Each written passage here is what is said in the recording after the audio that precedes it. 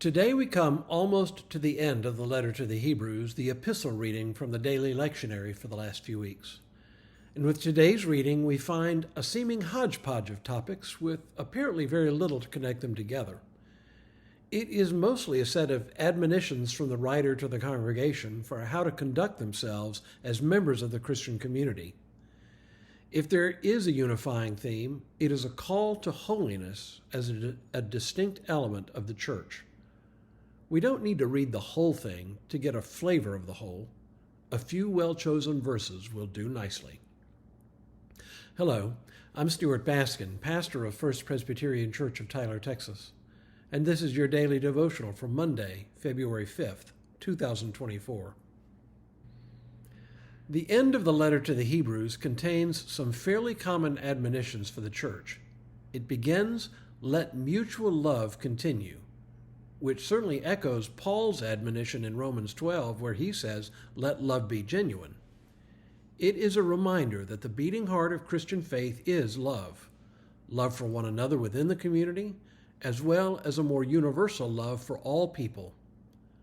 No need to go into an extended dissertation now on what love entails, because we talk about it all the time, but it is noteworthy that this last section of the letter includes this common command. Then our writer continues, "Do not neglect to show hospitality to strangers, for by doing that, some have entertained angels without knowing it." Hospitality to strangers is a specific manifestation of love for the wider community. At one level, showing hospitality to strangers was simply a commonly held value in the world at that time.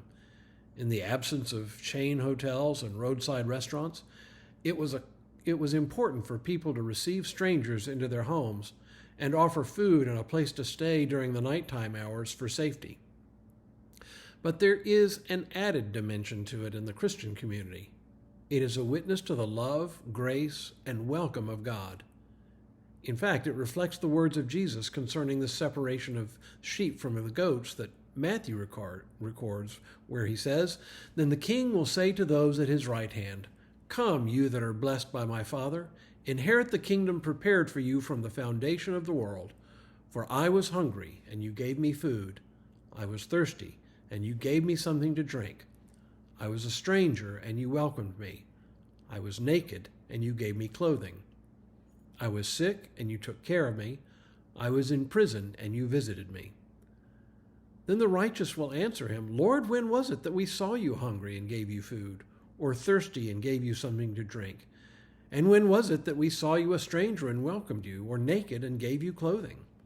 And when was it that we saw you sick or in prison and visited you?' And the king will answer them, 'Truly I tell you, just as you did it to one of the least of these who are members of my family, you did it to me.'"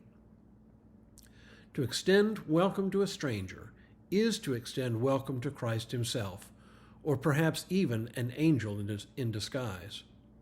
Again, it is part of the very substance of the Christian community and a concrete application of the commandment to love. The passage then continues with a number of admonitions: visit prisoners, maintain fidelity in marriage, honor leaders in the church. Then he turns to a familiar theme from the body of the letter, the sacrifice of Jesus Christ on the altar for our sakes. He bids the church to imitate Christ's sacrificial act through acts of sacrificial kindness toward others. He writes, "Through him, then, let us continually offer a sacrifice of praise to God, that is, the fruit of lips that confess his name. Do not neglect to do good and share what you have, for such sacrifices are pleasing to God." Which brings us full circle and closes the loop, so to speak.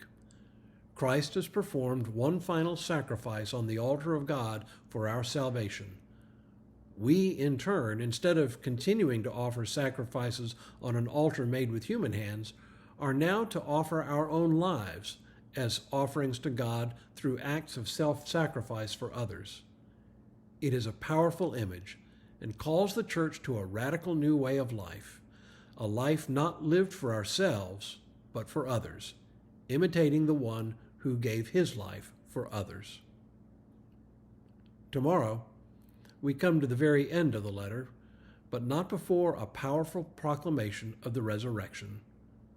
But for now, may God continue to bless you and keep you in all that you do this day and in all the days ahead.